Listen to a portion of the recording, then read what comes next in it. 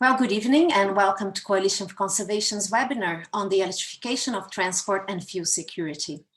In the spirit of reconciliation, I'd like to acknowledge the traditional custodians of the country throughout Australia and their connections to land, sea and community, paying my respect to their elders, present and past. I'm Cristina Talaco, the chair of C4C, and for those of you who are joining us for the first time, we are a not-for-profit advocating for a faster transition to a carbon-neutral economy, providing a forum for discussions where we bring together government, business, and experts. Now, this is our third event on EVs, and the reason for our persistent focus on this topic is because transport is such a crucial part of the pathway to achieve net zero. And it's also one of our greatest challenges. So tonight's discussions will explore such challenges, including charging infrastructure, batteries, how to speed the rolling out of EVs, and what would be the best framework from a policy point of view. We will also cover fuel security and the private sector movement as we come closer and closer to experiencing this inevitable transport revolution. Now, in terms of format, I'll ask some questions first to the panelists, and then I will open to the audience. So please type your questions in the Q&A box. Make sure that they're relevant to the topic, and the webinar will be recorded. So the recording will be circulated to everyone who registered. Now, we have an outstanding panel of experts joining us this evening from government, business, and industry. We're waiting for Dr. Katie Allen to join. She's a little bit late tonight. She's the member for Higgins. But we've got here Trent Zimmerman, the member for North Sydney, Behiad Jafari, the CEO of the Electric Vehicle Council, and also Luke Todd, the managing director of NextPort. And in the interest of time, I will not be reading their bios tonight. So let me start by welcoming our MP, Trent. Trent, it's a great pleasure to have you here with us. Could you maybe share with us your insights on the electrification of transport from a government perspective and its role in the net zero transition? Well, thanks, Chris. And firstly, thanks for having us. And more importantly, thank you for all that you're doing. You have the most impressive lineup of speakers, former British Prime Ministers, Lords, Ministers, and obviously the B team tonight with me. But thankfully, Behiad and Luke are here to fill the gap.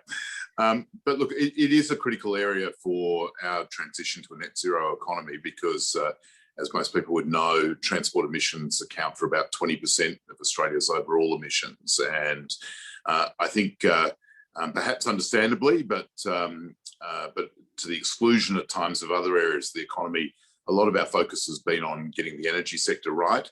And I think that it's absolutely vital that when we're doing that, that we're not forgetting those other sectors of emissions in the economy that are also generating a large slab of our overall emissions. I think that it's absolutely crucial that government is supporting the transition to electric and other zero emission fuels, and obviously hydrogen potentially down the track will play a role in this regard. I suspect primarily with heavy vehicles, but we just don't know yet in some ways, because you can't get to net zero without doing that. And from my perspective, there is a lot of activity happening at both the state and federal level and in some local governments as well. Each state is on a different pathway. Some are doing better than others.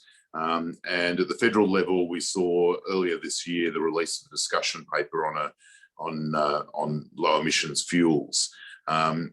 Overall, what I'd say is that I think that we've reached the time where there's obviously growing consensus about reaching net zero by 2050, that really the policy framework needs to work backwards from there in all sectors, and that includes transport. So we effectively need to be looking at a timeline that actually delivers us that net zero outcome by 2050. And that therefore guides what governments are doing in trying to encourage Australians to adopt electric vehicles. So without wanting to rabbit on for too long, it means, for example, that you probably need to be looking at earlier targets for reaching net zero emissions for bus fleets because they have a longer operational life than passenger vehicles.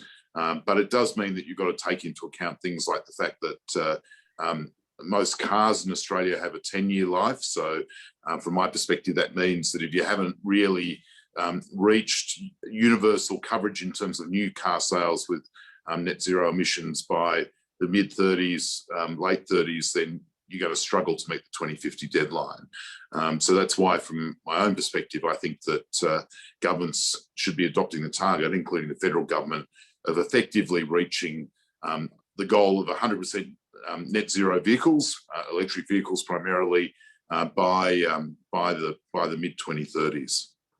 And I might leave it at that so I don't keep rabbiting on. Thank you. Sounds like a very sound strategy.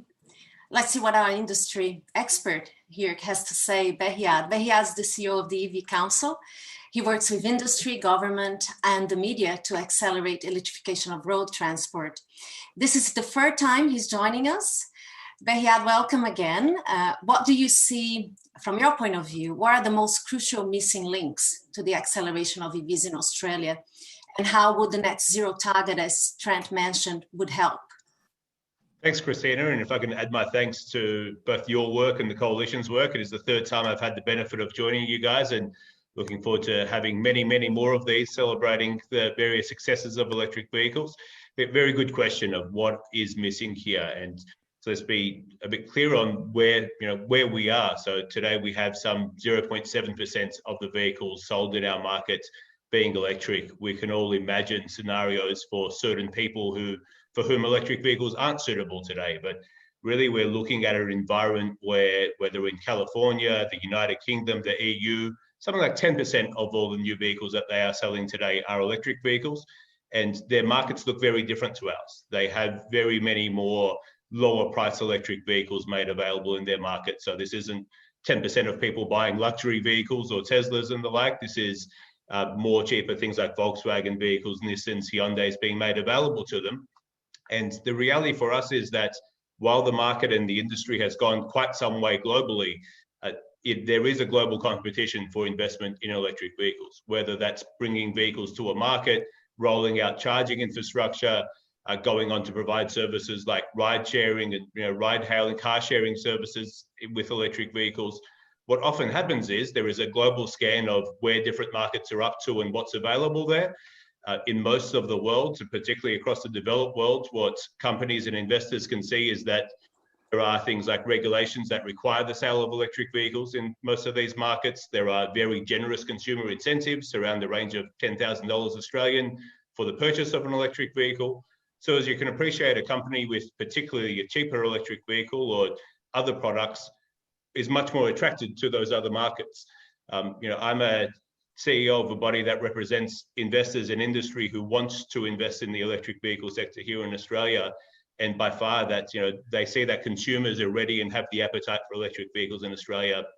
The industry does want to move, but they are looking for those similar signals that provide them with the certainty to say, come and start bringing product here and the market will come.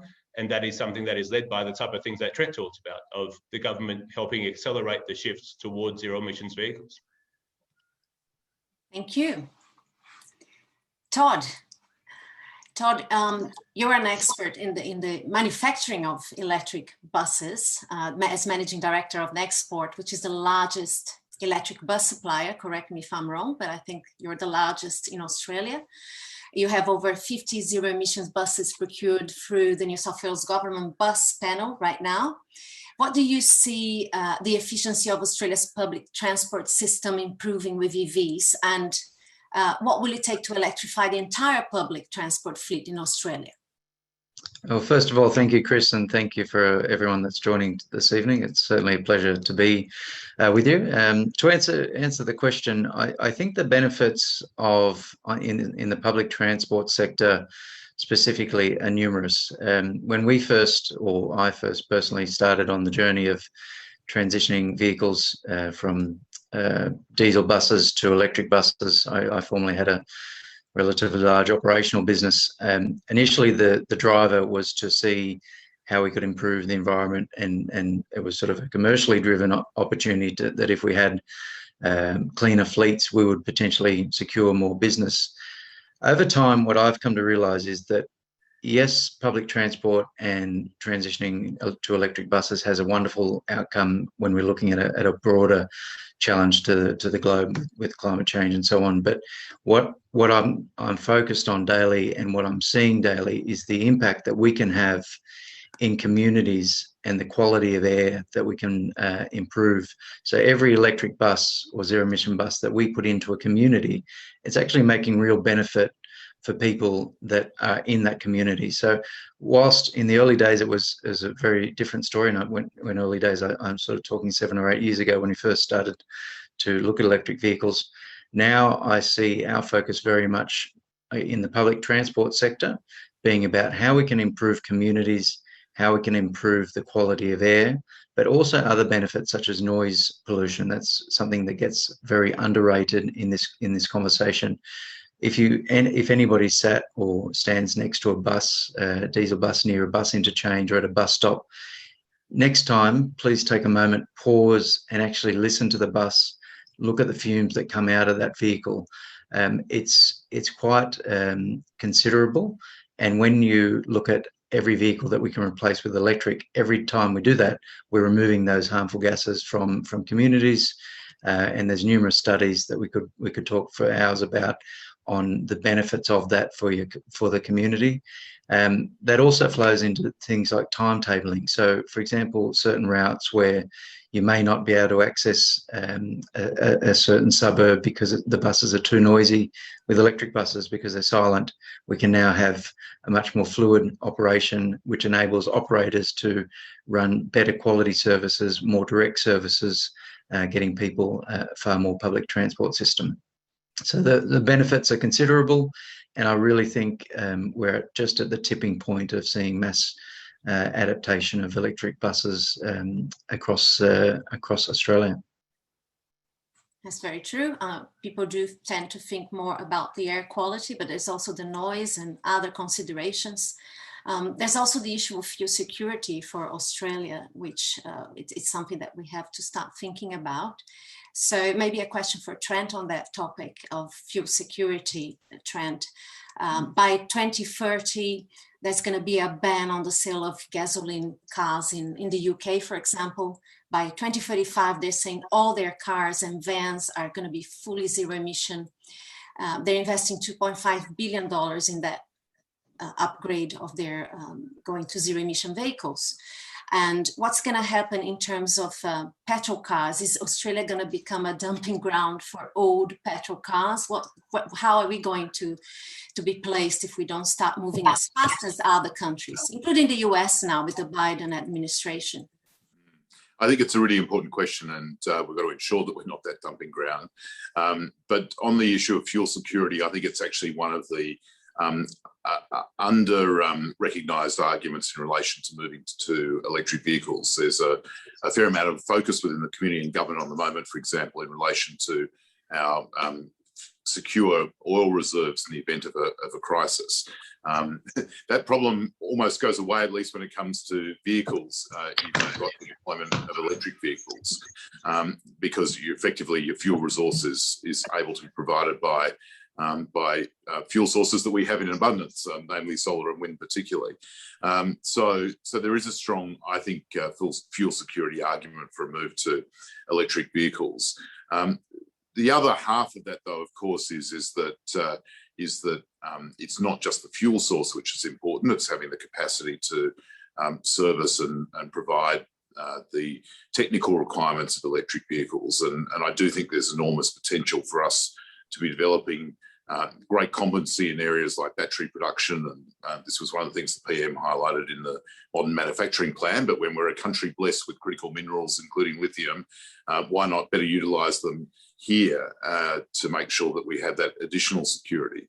And actually, one of the interesting things the last 12 months, which is interrelated, which maybe not something that Australia can immediately develop a capacity in, but we tend to focus on things like oil because it's something that we understand. We fill our cars with it every day of the week, well, not every day of the week, but frequently. But the last 12 months have shown, I think, broader security issues, and semiconductors comes particularly to mind, where we've seen effectively constraints on semiconductor production. And it's highlighted the fact that a large amount of world semiconductor production comes from Taiwan and South Korea, in a part of the world which is a little bit dicey at times. So there are issues like that I think Australia needs to pursue as well. But I think that's why, back to your original question about ensuring that we're not the dumping ground, that's why I strongly believe it has to be a priority for governments to make sure that we have a target in place to provide the certainty for car manufacturers to drive the uptake. Now, it's not just governments, it's consumers as well, but governments can help shape consumer decisions at the basic level by providing them with information, but also overcoming those areas which the Electric Vehicle Council's highlighted so well in terms of why there is a hesitation about electric vehicles. So things like price, particularly in the short and medium term, the charging network, and also providing some assurance in relation to range. Australians like to think that we are frequent country travellers that involve long trips of thousands of kilometres. The reality is that most of us don't do that regularly, but nonetheless, it is one of those psychological things which impacts on our views about electric vehicles. Certainly, I mean, there are potential flashpoints, as you mentioned, in the Middle East and South China Sea, and fuel security is going to become a stronger issue for us. There's also the issue with UK and Japan banning petrol cars, and they're the main RHD market, you know, the right-hand drive cars. And so in that case, who will be making the cars, Behyad or Luke, if we don't have those two markets anymore with the right-hand drive cars? Who would be making petrol cars that we can drive here? Yeah, it's a good question. I think important to remember that petrol and diesel, or internal combustion engine vehicles, as we call them, are already being manufactured. So in some ways, governments like the UK and Japan setting targets that ban the sale of those vehicles means that there are factories building petrol and diesel vehicles. And this is the concern around what we call the dumping ground effect of the people building them will say either we have to shut down these factories or we have to try to find different markets that we can throw them to. And that becomes the concern as all of the new research and development funding goes into building cheaper and better electric vehicles. They say, well, great markets like Australia are where we can send the older technology to for as long as possible before we finally shut them down and eventually move the market over to electric. I think it's really important. We're talking about, there is certainty that the future is electric. The question is, how long will Australia be a laggard? And that part is really up to us. I always like to say that our agenda is less about electric vehicles, it's more about Australia, because electric vehicles are taking the world by storm. It's Australia that's missing out on the opportunities that they present. So Trent mentioned manufacturing. I was going to go to Luke to talk about that. I might just jump in on some comments there in regards to electric vehicles. So within our group, Nexport, we're a multimodal electric vehicle company. So whilst we're leading the pack with electric buses, we also have a very strong relationship with BYD, one of the largest electric vehicle manufacturers in the world. And if you follow Nexport, or any of the people on today's session follow, we are actually making some relatively large announcements at the moment about bringing affordable electric vehicles to Australia. This year, we'll release 2 models that are going to, what we believe, be the tipping point for transition from internal combustion engine decision-making across to electric vehicles. So what that means is electric vehicles that are high quality, but they will be at price parity to internal combustion engines. So yes, we are, as a country, a laggard. If we wish to use that word, we're less than 1% of vehicle sales are electric, but companies like mine and some others are actually taking that challenge on head first and working with really strong partners globally to deliver electric vehicles that will actually change the dynamic of the market. And we think by leading, that will then bring more competition. So when we introduce vehicles soon, and the first will be going on sale around mid-year 2021 this year, we think that will actually stimulate other manufacturers. So when I hear the likes of the Nissan chief sort of blasting the government for not having incentives, I take a different view of that. I don't disrespect that view, but equally I feel it's up to us as a market and as an economy and to actually just take that on. If the product that we're delivering to customers needs a subsidy for it to be attractive, in my view, that's a failure of the product. So what our company will do is deliver products that will be attractive to buy and they'll be at the right price point. So I support anything the government can do to assist us, but equally it's the market that needs to drive this change, and it's up to us to as market leaders to influence the take up of electric vehicles by introducing better quality electric vehicles at the right price. So you're saying rather than incentives more related to buying the electric vehicles, maybe government should be looking at putting the right infrastructure so that promotes the sale. Trent, what is government doing in that sense in terms of charging infrastructure? Well, there's a couple of things on that. So firstly, ARENA, the federal government's renewable energy agency, has been funding some pretty important projects, including fast charging networks, and the CEFC, I think, has been investing in that as well, and the states are doing that. It's been in partnership with both the private sector, but also organisations like in my own state, like the NRMA. And motorist organisations have been very proactive in that regard. I think there are a number of challenges about that. I think that it is a key role that government can play supporting that charging network, particularly in the public domain and particularly along freeways. And I think ARENA's doing some work at the moment to identify major black spots. But I think the other flip side of that is the challenge of the fact that most people are going to want to charge their vehicle either at home or in their workplace. And there are two elements to that. It's how you encourage people, particularly those living in multi-dwelling homes like apartments and townhouses, how you retrofit those, but also just as importantly and more easily solvable in some ways is ensuring that new builds, new apartments and the like, new houses are EV ready.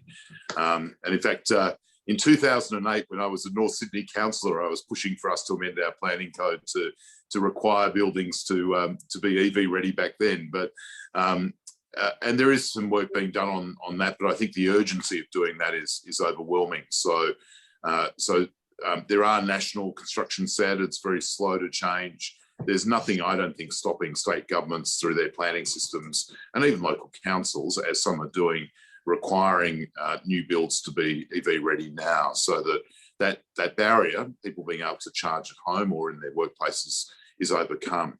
But I also think there's a case for government support to do that. So I think that there is the opportunity for governments to look at whether there are financial support, either through the tax system or through direct grants, to assist homeowners and commercial properties to provide that type of support.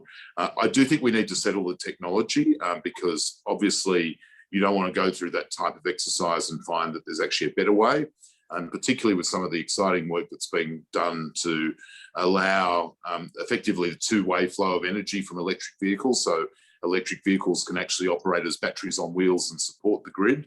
We've got to make sure that we're getting the technology right in that regard. But the other thing I would say is that one of the focuses of the Future Fuels paper released by Angus Taylor was to particularly support commercial businesses with their fleets, which account for 40% of vehicles purchased at the moment. So that's another important side of it as well. Well, Trent, on the Q&A, people are asking you for a comment on the tabled road user charges on EVs. Shouldn't we be incentivizing their uptake? Absolutely, and I've spoken, and I'm pleased that the federal government has indicated it's not going down this path, but at the state level, it's just counterintuitive that states like Victoria and South Australia, and even potentially my own, would be considering that. I mean, I think when the market is mature, we will have to have a debate about the tax arrangements for vehicles, because obviously at the moment a significant source of revenue for governments is the fuel excise. Now, obviously, if you're not selling fuel because we've been so successful in supporting the uptake of EVs, then that's a significant source of funding, which supports road maintenance, for example, that disappears. But you have that discussion when the market's more mature. You don't effectively cripple the development of the EV market by imposing those state charges. And in fact, I think we've really got to head in the other direction. Some states and territories are already doing this, offering discounts for registration.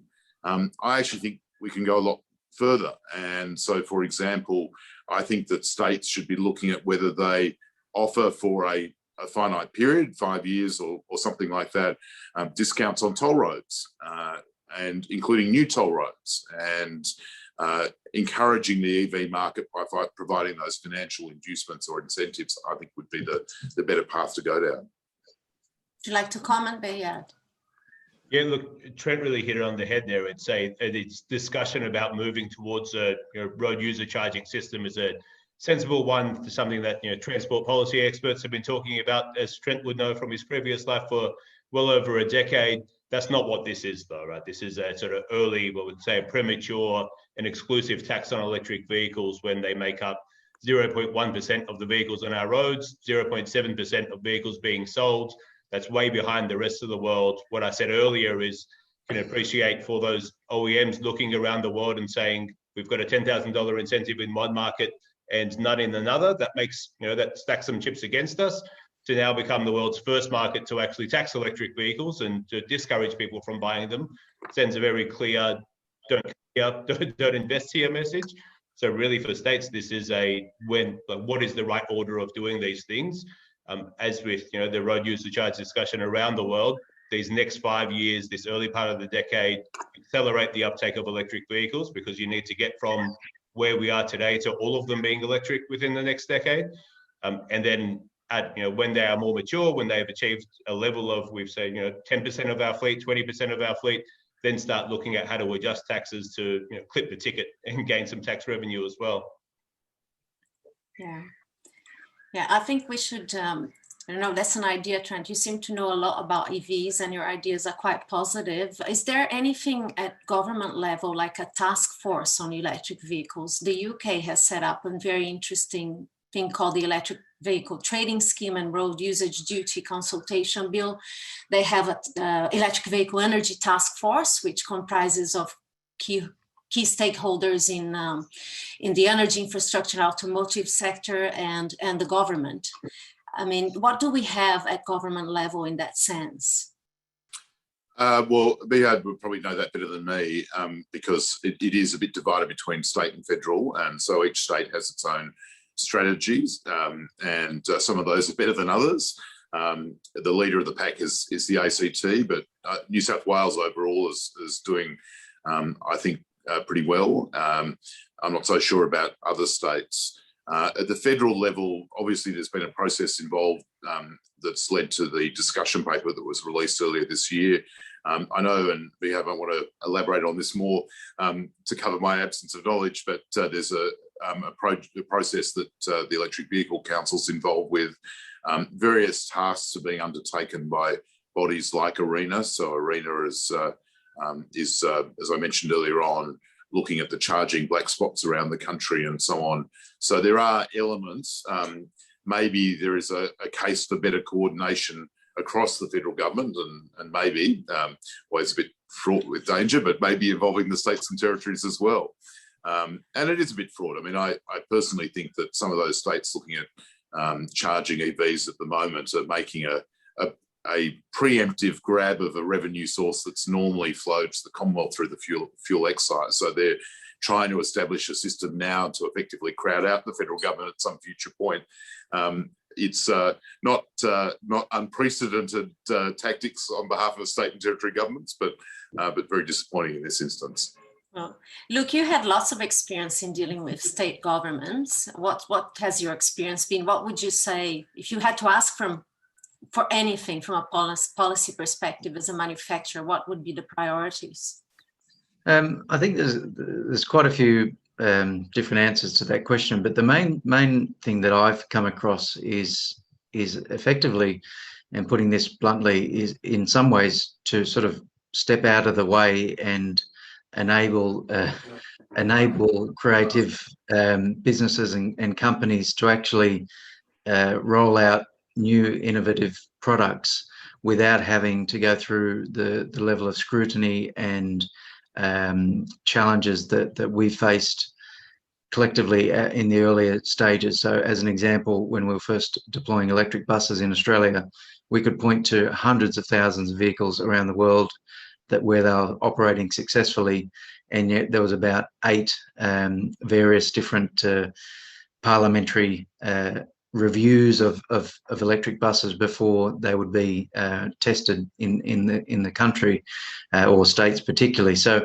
I don't mean this offensively in any way, but in many ways, just let the market bring the best products to the government and consumers, and to use a bit of a phrase, cut the green tape, and let the market bring the products to the consumers and government.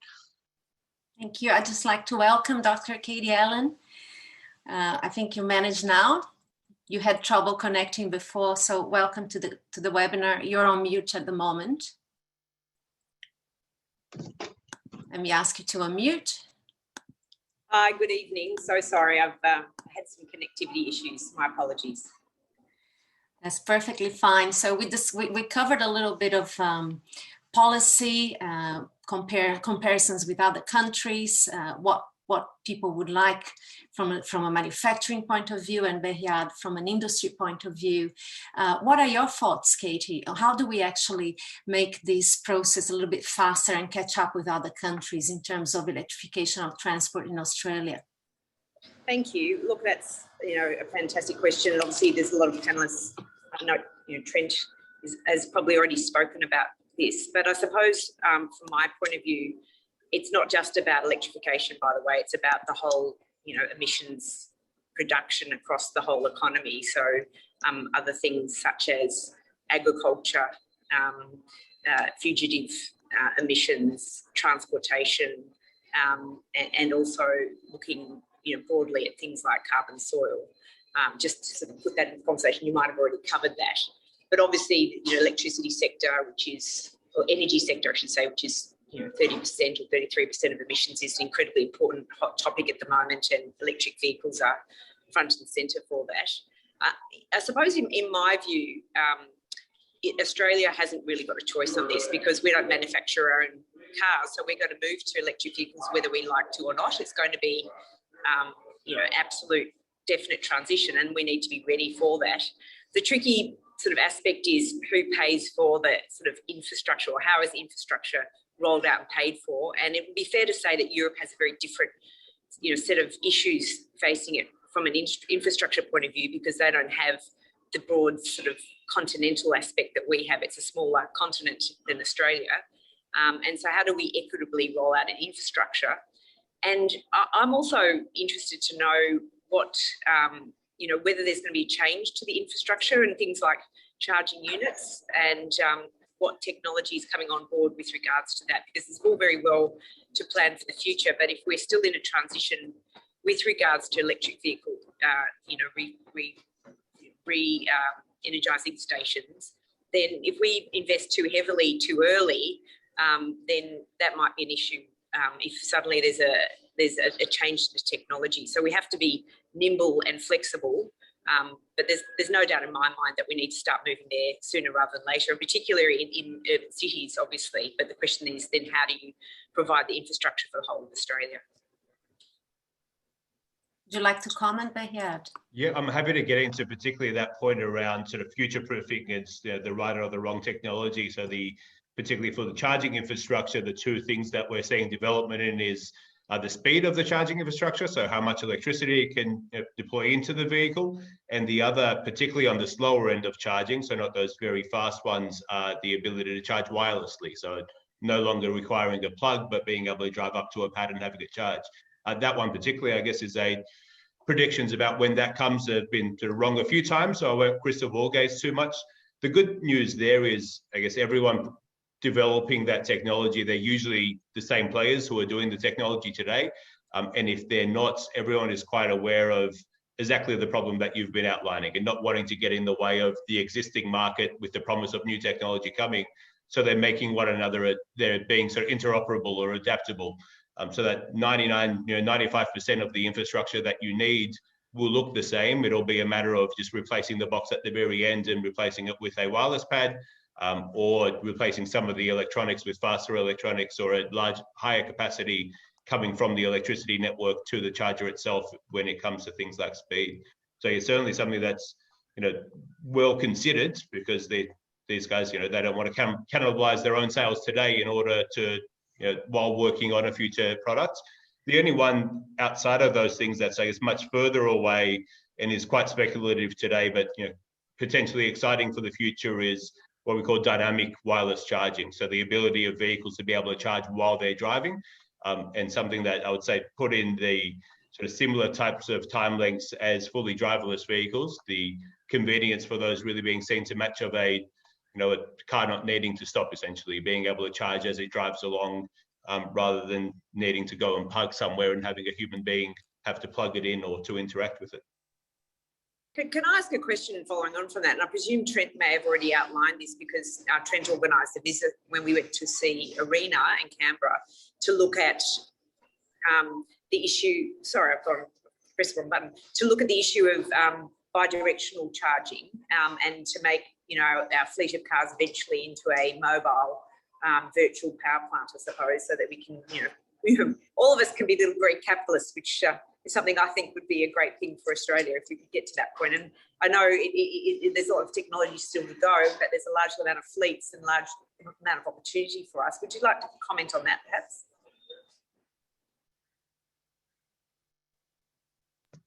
I'm happy to, again. I don't know if you're referencing for Trent too, but so yes, this is the other piece of new technology coming, able to sort of go inside of everyone's homes. At the moment, there's only one production vehicle, the Nissan Leaf, that has this capability, but Hyundai's just announced their next generation of car coming either late this year or next year to Australia. They'll have the same capacity. So this is really this is a part of the promise of electric vehicles. We're no longer just talking about cars that happen to run on electricity, but one that is actually an electricity product or an energy product and a transport or a vehicle product as well. So being able to charge your vehicle when electricity is very cheap, or even if not free, if you have things like rooftop solar panels, and then discharge when electricity is very expensive. So you could either be making money by selling electricity back into the grid, or you could be saving money by not buying electricity from the electricity system when it is very expensive to do so. So yeah, some really great benefits there. Some of the work happening in the ACT is looking at some of those other services that get provided into our electricity system, like frequency control. So a very low amount of energy coming out of your battery, but providing something very valuable to the electricity system that usually a retailer or someone else would need to go to a generator for. If they can buy that from you instead, you're suddenly making quite a lot of money for selling, an unnoticeable amount of electricity back to them. As we said, there's some of this work occurring both around the world. It is an area, much like when it comes to some great research and sort of industry leadership, we are partly leading the world. We're one of the very few sites doing this research of showing potentially these type of products can give an electric vehicle owner something like $1,100, $1,500 back every year just by providing. And I think really importantly, we're not talking about completely depleting your battery and no longer being able to use it as a car. It's being able to trade that final 10% or that final 20% of your energy back and forth. And importantly, making that automated. So you as the customer don't have to sit there plugging things in and out, but how can we develop the AI and the software that does all of that for you, knowing that in the morning you're going to need a certain amount of charge to get you to wherever you're going. My other point to add, and I'm sorry if this has already been covered, is my understanding is for large haul or long haul, batteries for electric vehicles are difficult, and that hydrogen is being rapidly developed, particularly for trucks. And I think Katie's gone. Secretary. Christina, I might sort of complete that question. Yes. I'm not sure the same way that Katie would have, but it is a point that I made earlier, and I'm just interested in Behat or Luke's view on this. I mean, I sort of boldly stated that most of the commentary seems to indicate that hydrogen will be better suited for larger vehicles and electric for passenger vehicles. So I state that sort of with a caveat that we just don't know where technology is going to take us in relation to hydrogen. But how do we ensure that we don't spend a mozza building an EV infrastructure and then find in 15 years' time that, in fact, hydrogen cars are the better technological solution? I think if I can answer that one, Trent, the question is very good, and it's something that comes up on a regular basis. What I can talk to is what I see on a daily basis in regards to whether it's electric cars or buses or trucks. And what I'm seeing is that the larger, longer haul type activity is where hydrogen is most likely going to find its place in the longer term. The rapid take up and quality improvements, and Bayard touched on some of the charging potential that's coming out into the market soon, is really going to see the passenger vehicles and the shorter haul vehicles, I believe, from what I'm seeing, very much battery electric driven. But there is definitely space for hydrogen in the longer haul type transport. One of the major challenges that we see with hydrogen, and we have some hydrogen interests as well, so we sort of sit on the fence a little bit on this commercially, but the challenge at the moment with hydrogen is the cost of infrastructure, and we're seeing some progress down that path, but it's still a fair way to go. So I personally don't know the complete answer, but what I'm seeing with all of these technologies, and going back to the bi-directional conversation as well, the key is to not wait. There's been so much conversation about what about this technology, what about that technology.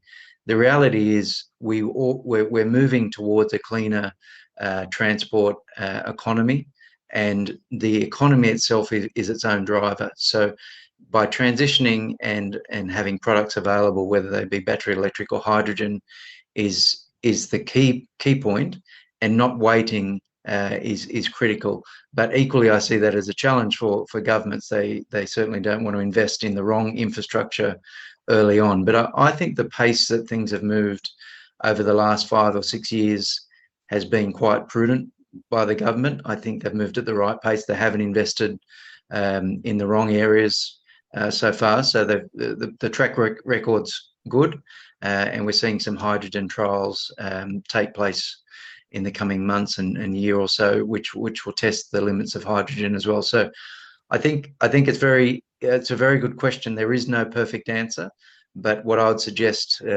seeing this and living this day in day out, and seeing exposure to both technologies, is to not wait. The alternate is that we stick around with internal combustion engines, which are going to become a legacy product very shortly due to market trends globally.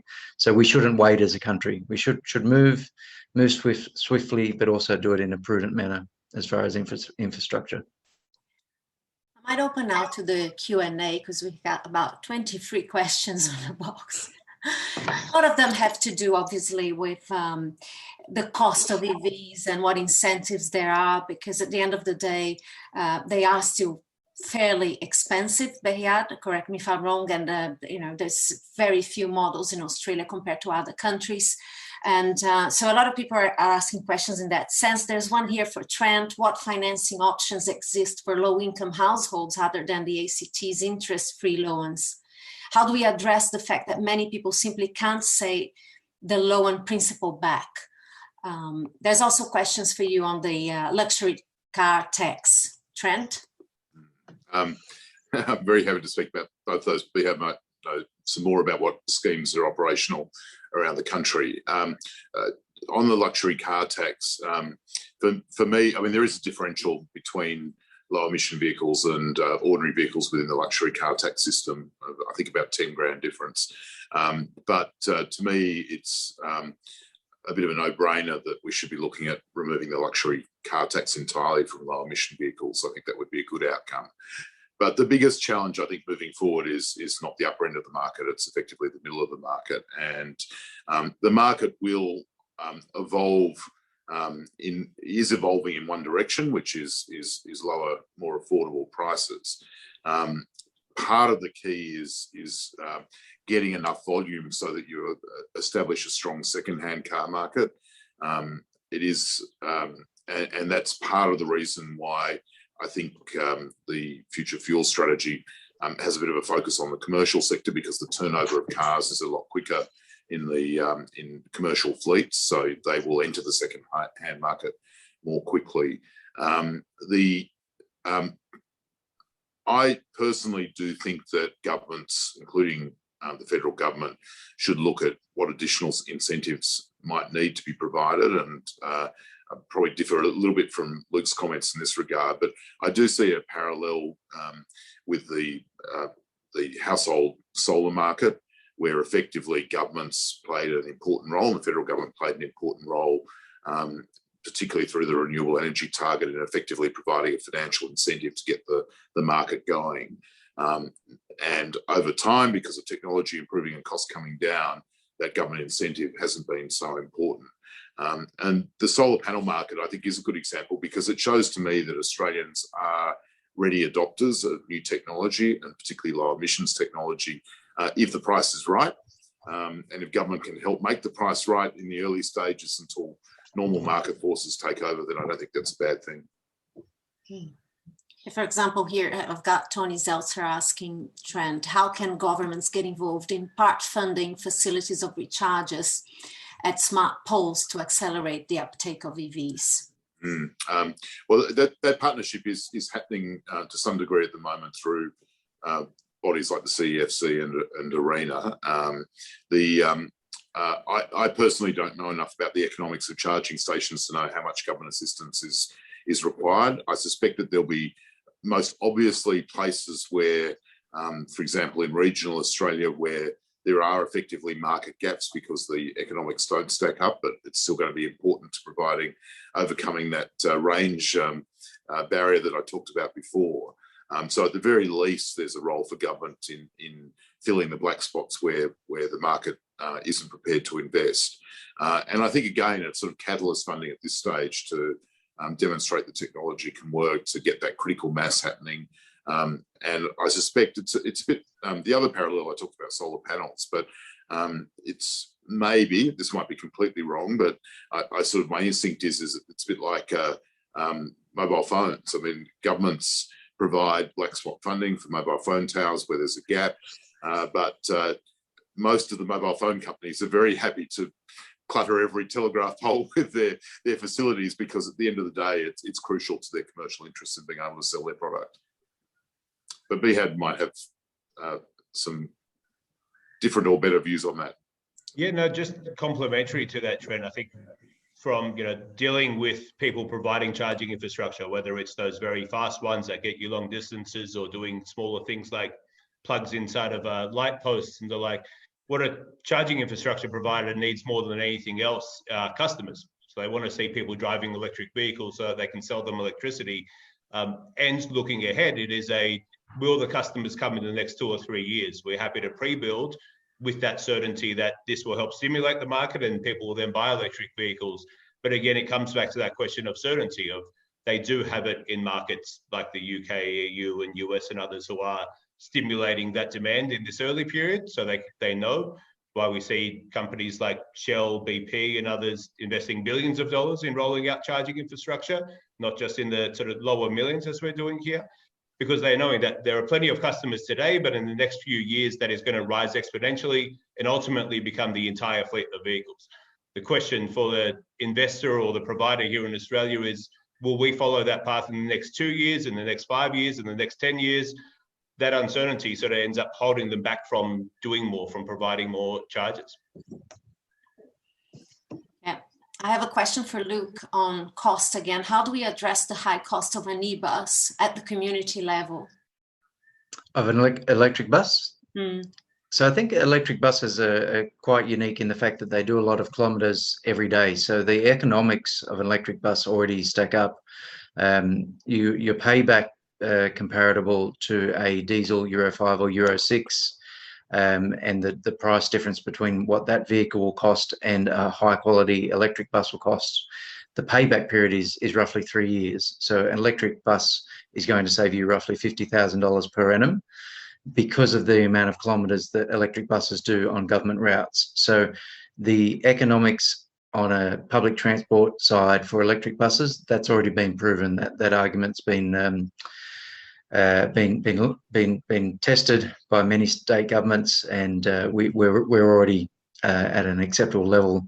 Obviously, we would like the price of electric buses to come down even further, and that will occur over the years as battery technology changes as we find ways to make the buses lighter, therefore we need less batteries to achieve the same range. But right now, putting complete environmental views aside, the best economic choice is to buy an electric bus rather than a diesel bus, because the cost savings across the life cycle of the entire bus will be about $1.1 million over the 20 years of that bus's life. So it's already economical to buy electric buses. A bit like solar panels then. Exactly. So the more solar panels you have on your roof, the better the payback. In the case of electric buses and public transport, because you're doing a lot of kilometres, the payback is very quick. If you had a bus that sat there all day and didn't do many kilometres, it'd be a different story. But with every bus working quite hard, the payback is quick. I think an important point when we're talking about sort of what governments can do on government leadership, and there's really what the New South Wales Transport Minister Andrew Constance has done, which is one of the sort of greatest bits of political leadership in the EV sector that has occurred, is set a target for transitioning all of the buses in the New South Wales bus fleet to electric by 2030. We've now seen other markets like the ACT say we'll instate similar targets because we can piggyback off the good work that you're doing.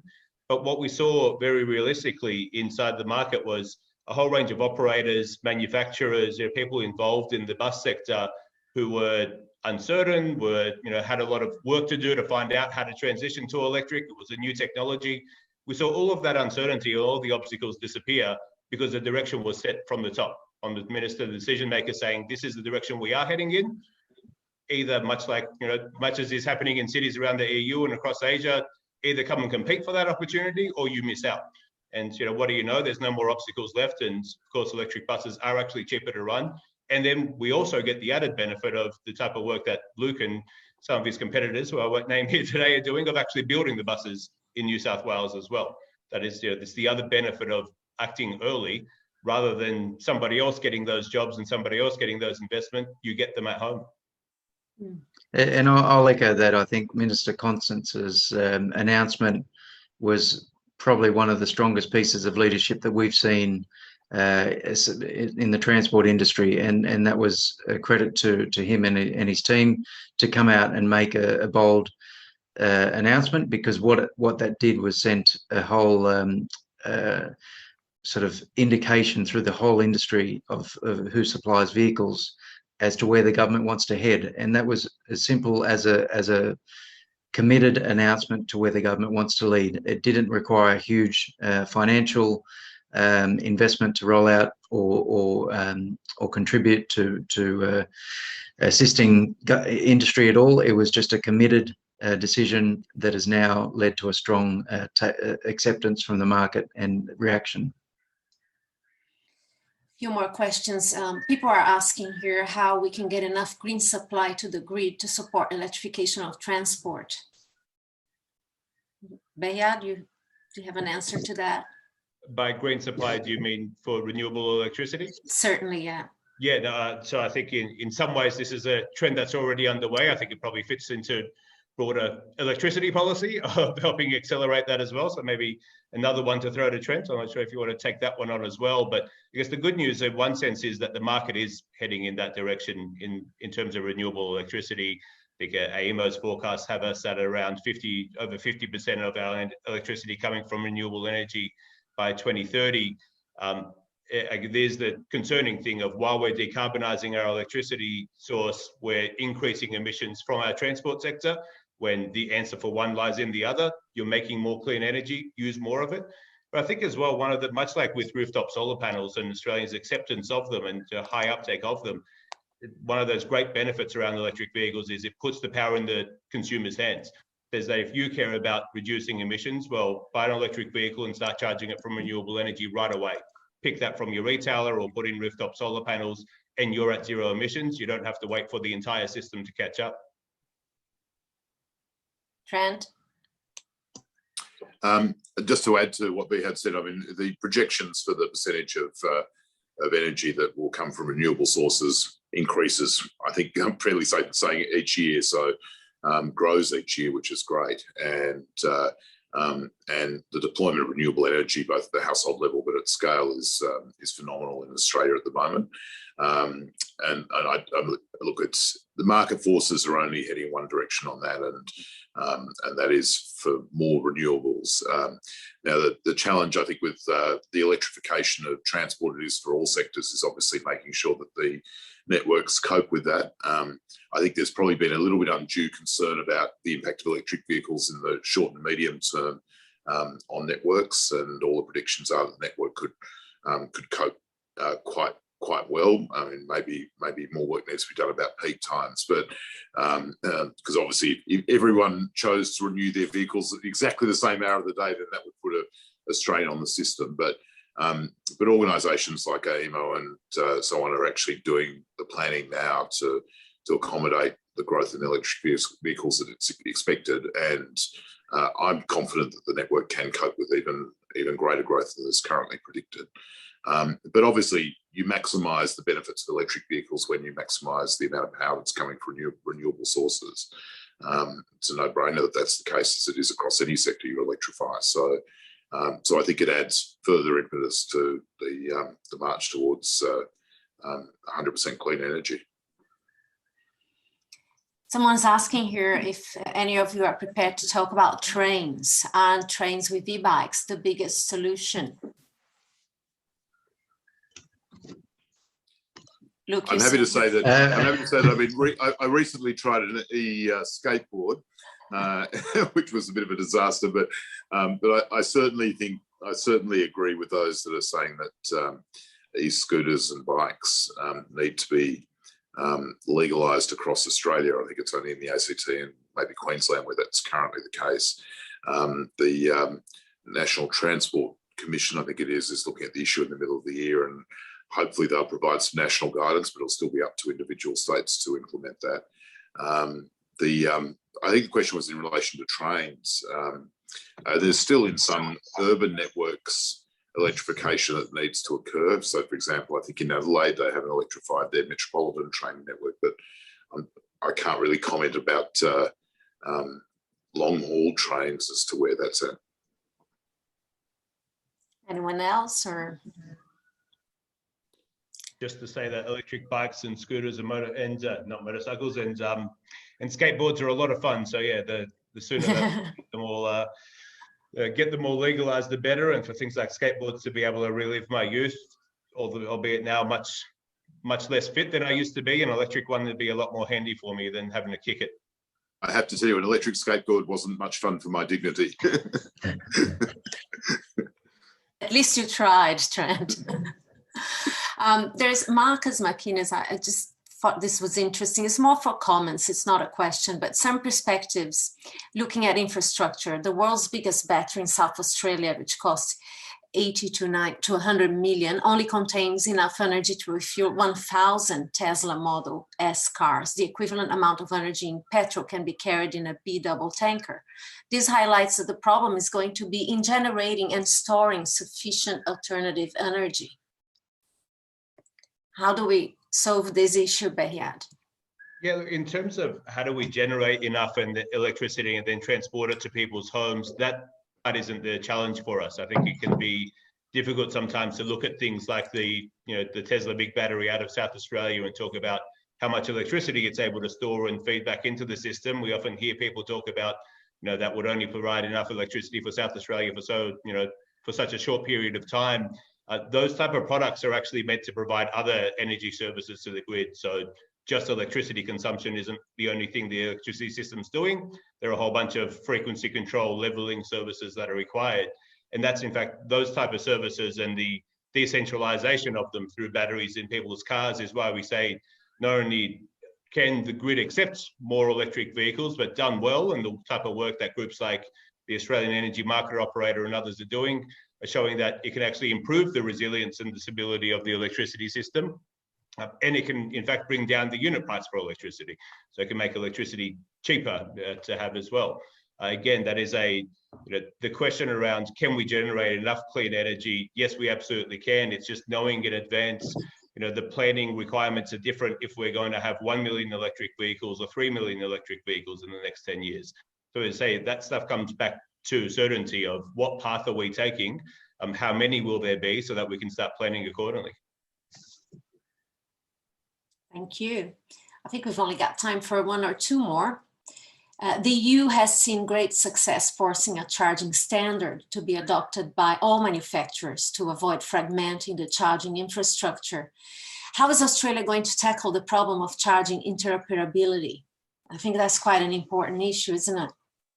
Yeah, it's something I'm happy to say that industry has resolved in the absence of a mandatory standard.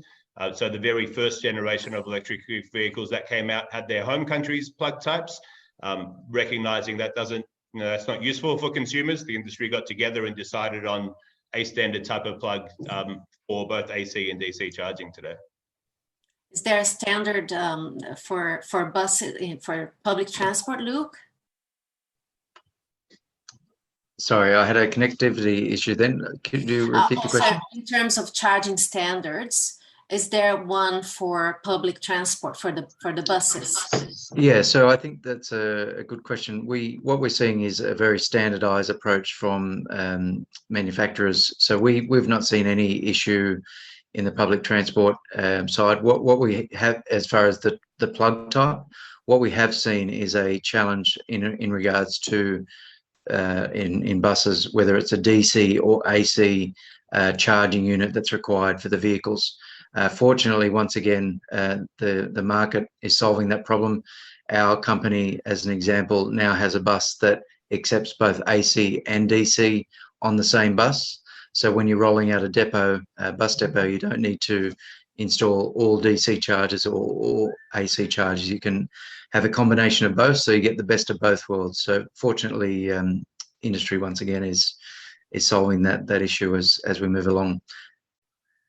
Thank you, and I'll finish with one question for Trent and Katie. She's not going to be back, I don't think. I think she's had lots of connectivity issues, but for you then, Trent, somebody's suggesting, will you champion a national EV task force with industry, state and federal parliamentarians to develop the plan for rapid EV take-up? Well, certainly at the federal level, I'm very happy to do that, and always reticent about what the states and territories might do. But you do need. But it is an important point, because you do need coordination. A lot of road transport does fall within the responsibilities of the state, and obviously they have the capacity to both provide incentives through their registration and tolling systems, and even stamp duty.